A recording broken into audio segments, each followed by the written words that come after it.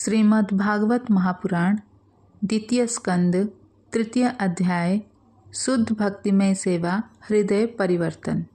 श्री सुखदेव गोस्वामी ने कहा, हे महाराज परीक्षित, आपने मुझसे मरणासन बुद्धिमान मनुष्य के कर्तव्य के विषय में जिस प्रकार जिज्ञासा की, उसी प्रकार मैंने आपको उत्तर दिया है। जो व्यक्ति निर्विशेष ब्रह्म ज्योति तेज में लीन होने की कामना करता है, उसे वेदों की स्वामी भगवान ब्रह्मा या विद्वान पुरोहित बृहस्पति की पूजा करनी चाहिए।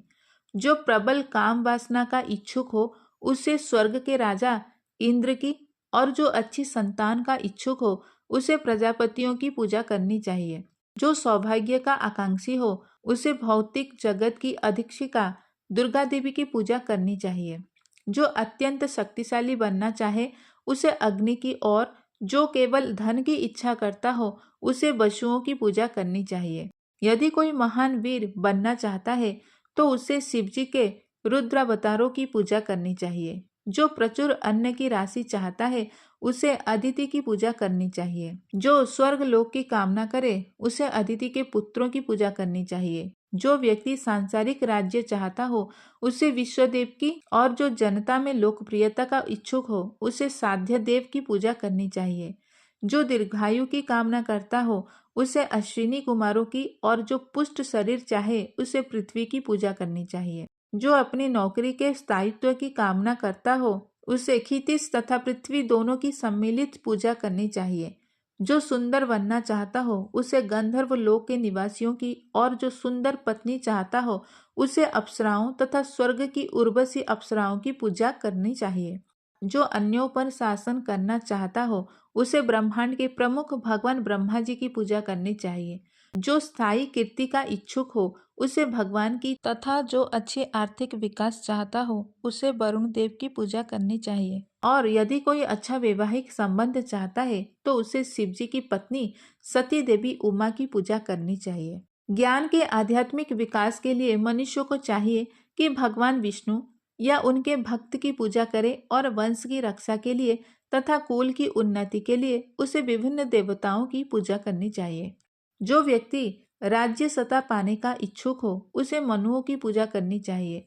जो व्यक्ति शत्रुओं पर विजय पाने का इच्छुक हो, उसे असुरों की, और जो इंद्रिय तृप्ति चाहता हो, उसे चंद्रमा की पूजा करनी चाहिए। किंतु जो किसी प्रकार के भोग की इच्छा नहीं करता, उसे पुण्य पुरुषोत्तम भगवान की पूजा करनी चाहिए।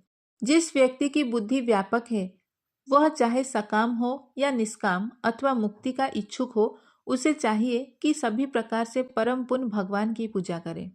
अनेक देवताओं की पूजा करने वाले विविध प्रकार के लोग भगवान के शुद्ध भक्ति की संगति से ही सर्वोच्च सिद्धिदायक वर प्राप्त कर सकते हैं, जो भगवान पर अविचल आकर्षण के रूप में होता है।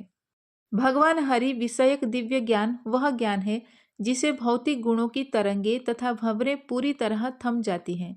ऐसा ज्ञान भौतिक आसक्ति से रहित होने के कारण आत्मतुष्टि प्रदान करने वाला है, और दिव्य होने के कारण महापुरुषों द्वारा मान्य है। तो भला ऐसा कौन है जो इसमें आकृष्ट नहीं होगा? सौनक ने कहा, व्यासपुत्र श्रील सुखदेव गोस्वामी अत्यंत विद्वान ऋषि थे, और बातों को काव्यमय ढंग से प्रस्तुत करने में सक्षम थे। अतएव जो कुछ उन्होंने कहा, उसे सुनने के बाद महाराज परीक्षित ने उनसे और क्या पूछा। हे विद्वान सुत गोस्वामी, आप हम सबों को ऐसी कथाएं समझाते रहें, क्योंकि हम सुनने को उत्सुक हैं। इसके अतिरिक्त ऐसी कथाएं जिनसे भगवान हरि के विषय में विचार विमर्श हो सके, भक्तों की सभा में अवश्य ही कहीं सुनी जाए। पांडवों के पौत्र महाराज परीक्षित अपने बाल्यकाल से भगवान के महान भक्त थे। वे खिलौनों से खेलते समय भी अपने कुल देव की पूजा का अनुकरण करते हुए भगवान कृष्ण की पूजा किया करते थे। व्यासपुत्र सुखदेव गोस्वामी दिव्य ज्ञान से पूर्ण भी थे, और वसुदेव पुत्र भगवान श्री कृष्ण के महान भक्त भी थे। अतएव भगवान कृष्ण विषयक चर्चाएं अवश्य चलती रही होंगी, क्योंकि बड़े बड़े दार्शनिकों द्वारा तथा महान भक्तों की सभा में कृष्ण के गुणों का बखान होता ही रहता है।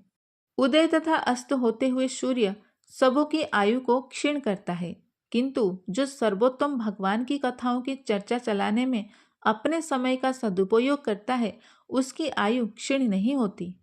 क्या वृक्ष जीते नहीं हैं? क्या लुहार की धोंकनी सांस नहीं लेती? हमारे चारों ओर क्या पशुगण भोजन नहीं करते या बीर्यपत नहीं करते?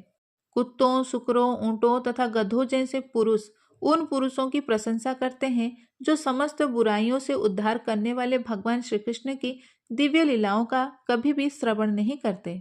जिसने भगवान के शौर्य तथा अद्भुत कार्यों की कथाएं नहीं सुनी है तथा जिसने भगवान के विषय में गीतों को गाया या उच्च स्वर से उच्चारण नहीं किया है, उसके श्रवण रंध्र मानो सांप के बील है और जीभ मानो मेंढक की जीभ है। शरीर का ऊपरी भाग भले ही रेशमी पगड़ी से सज्जित क्यों न हो, किंतु यदि मुक्ति के दाता भगवान के समक्ष झुकाया नहीं जाता तो वह केवल एक भारी बोझ के समान है। इसी प्रकार चाहे हाथ चमचमाते कंकड़ों से अलंकृत हो, यदि भगवान हरि की सेवा में नहीं लगे रहते तो वे मृत पुरुष के हाथों के तुल्य हैं। जो आंखें भगवान विष्णु की प्रतीकात्मक अभिव्यक्तियों को नहीं देखती, वो मोर पंख में अंकित आंखों के तुल्य हैं।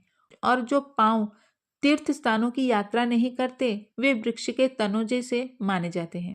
जिस व्यक्ति ने कभी भी भगवान के शुद्ध भक्त की चरण धूलि अपने मस्तक पर धारण नहीं की, वह निश्चित रूप से शव है, तथा जिस व्यक्ति ने भगवान के चरणों कमल पर चढ़ी तुलसी दलों की सुगंधि का अनुभव नहीं किया, वह श्वास लेते हुए भी मृत शरीर के तुल्य है।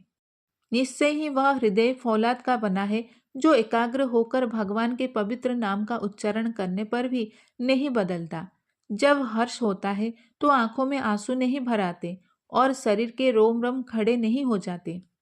हे सूत गोस्वामी, आपके वचन हमारे मनों को भाने वाले हैं, अतएव कृपा करके आप हमें यह उसी तरह बताएं जिस तरह से दिव्य ज्ञान में अत्यंत कुशल परम भक्त सुखदेव गोस्वामी ने महाराज परीक्षित के पूछे जाने पर उनसे कहा।